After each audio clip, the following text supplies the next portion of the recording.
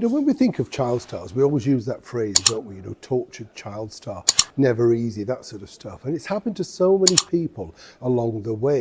I suppose the most famous you might say, would be, of course, the late and brilliant Judy Garland. And as many people know who watch this channel on a regular basis, I became very good friends with her co-star of many of those films, Mickey Rooney. And Mickey pointed out a very observant thing to me regarding Judy. He said he could cope with the work, he'd been used to it, that sort of stuff. And he actually thrived on being busy, all of that. He just loved the fact that MGM kept him working, because obviously he developed something of a gambling habit at a very young age, as you can imagine. Judy really was kind of pushed into performing by her parents, not her father as such, but her mother. And he thought that was the catalyst as to why she then really sort of bolted against it later in life. There was another major star though, a British-Scottish star, that truly has sadly been forgotten. I was lucky enough to meet her. She was a firm favourite with the British monarchy. I'd love to share her story. I met Lena Zavaroni literally at the Paramount Theatre in the very heart of London. If you're not familiar with that name, it's not the Paramount that you might know. It is, of course, or was renamed the Paramount. It was the infamous Windmill Theatre in Archer Street. The one that never closed during the war, the rather racy one. Well, at that particular point, Sky TV had taken it over as a television studio, and I was working as a production assistant backstage, helping with the guests, that sort of stuff. So the first rungs of the ladder, it was fascinating to be there because they had a nightly chat show and you never truly knew who they were going to book. The reason behind this really was they didn't have a lot of money, so it was anybody who was around who was willing to come on and plug virtually for free.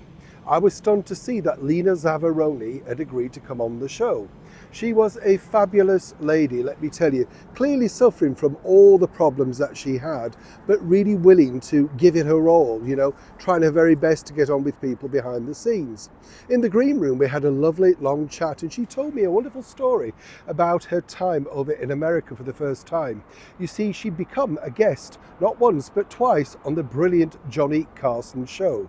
And she'd also met the likes of Frank Sinatra, Burt Reynolds, Lucille Ball, Liza Minnelli. This was like, golden nectar to me, who loved Hollywood, and we shared so many stories between us. I'd actually met Lena before many years ago when she was in summer season up in Bridlington on the East Yorkshire coast. She should have been a far bigger star. She told me, of course, that Frank Sinatra was very keen to do a duet with her. But a little bit like Elvis's Colonel Tom Parker, bosses wouldn't allow it, whatever reason there was a stipulation.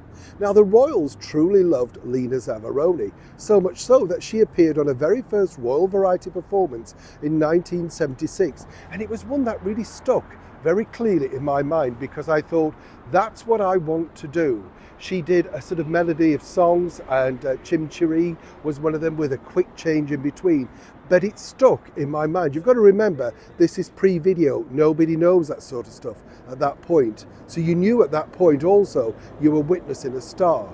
Of course, as I said, she went over to the Johnny Carson show and was incredibly popular. She liked his humour, she liked him, and as I said, she got invited to appear in the Royal Variety Show. The following year, a very special Silver Jubilee concert held up at the theatre up in Glasgow. Wonderful event, as she also pointed out. And once again, a missed opportunity because the star of the moment was none other than the blonde icon that was David Soul from Starsky and Hutch, riding high in the charts himself, and there was also talk of a duet with him. He was very keen. Once again, some people might suggest that she was simply very badly managed. So what happened to the story of Lena Zavaroni? Well, according to a very well-placed source, sadly upon her demise, just over 24 years ago now, even our late monarch was very, very upset, simply because she said she was an absolute joy and a bundle of talent. She couldn't believe how young she was. She found fame via Opportunity Knocks and very quickly became the youngest person ever to have a top 10 hit with the classic track, Mahi's Making Eyes at Me. Sadly, it was that particular terrible disease, anorexia, that, took over her life. And she did tell me the reasons behind it. She said it wasn't anybody else's fault. It was a throwaway remark that said, to somebody at a very vital age when she was a teenager, oh, she's a little bit chubby. She heard it and thought, I'll get slim. And it played on her mind forever. It's funny to think when we think about big stars today, how she slips through that net. She was to me our very own Judy Garland, a colossal talent that could do comedy, that could sing perfectly, pitch perfectly, live, and more importantly put a song over even at those very young years. It's wonderful to think that there's been a recent documentary about Lena Zavaroni, but if you haven't seen or heard of her and you want to have a look at that wonderful performance on the Johnny Carson show, just put this in mind, how young she was, pre-social media, and what a power-packed performance she truly did put over. There never truly will be another Lena, like there'll never be another Judy Garland, but how fortunate we were to have them in our presence, even for just a short time. New Shone in the very heart of London.